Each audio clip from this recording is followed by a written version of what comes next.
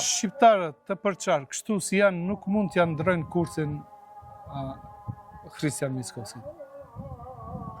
Hristijan Mickoski sfidohet vetëm shqiptarët bashkuar. Ti thonë, shiko, kjo më mori fund, duhet t'i futish bullgarët në kushtetut dhe t'nisim procesin e integrimit. Nëse jo, vazhdo vetë. Pastaj shqiptarët do merren. A mund ta bëjnë këtë shqiptarët?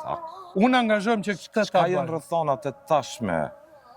Se shohim polemika, midis që është jemi një shoqëni liberale dhe polemikat e legjitime, por njerëzit që kanë dalë nga Vleni janë njerëz të BDI-s. Deri dje i kanë thënë baba Ali Ahmetit.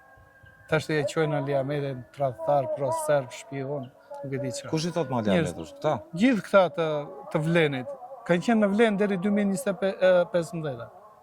Edhe tash ata që i kanë thënë babi i thon tradhtar. Thotë janë njerëz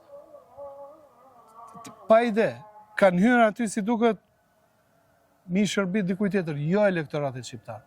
Nuk kanë shenja se ata shqetëson për interesat e shqiptarëve. Asnjëherë për këto një vjet e gjysmë nuk kanë sfiduar Mickosin të thonë shiko, kështu nuk shkon.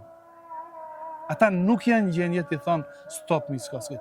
Prandaj nëse këta nuk janë gjendje të thonë stop Mickosit, atëherë shqiptarit është mirë të thonë të Vlenit stop në këto zgjedhje. Sot të shqiptarët janë më të defaktorizuar? Absolutisht. Asnjëherë shqiptarët nuk kanë qenë më të defaktorizuar se tani. Edhe të instrumentalizuar për interesat e establishmentit politik maqedon. Kanë të njëjtën retorik. Dëgjoni ju ministra shqiptar çfarë flasin për integrimin e Maqedonisë në Bashkimin Evropian. Janë më agresiv në këtë raport se sa ministrat maqedon, duke akuzuar Bullgarinë. Bullgaria është fajtore. Ne kemi pranuar kornizën negociuese me Bashkimin Evropian dhe duhet të futim bullgarët në kushtetut dhe të nisim negociatat. Ato detyrimi kishin pranuar vetë.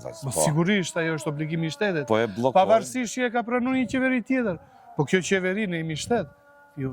Obligimet e një qeverie tjetër duhet t'i zbatoj tjetra. Ose duhet dali qartë thotë ne nuk kemi për Bashkimin Evropian.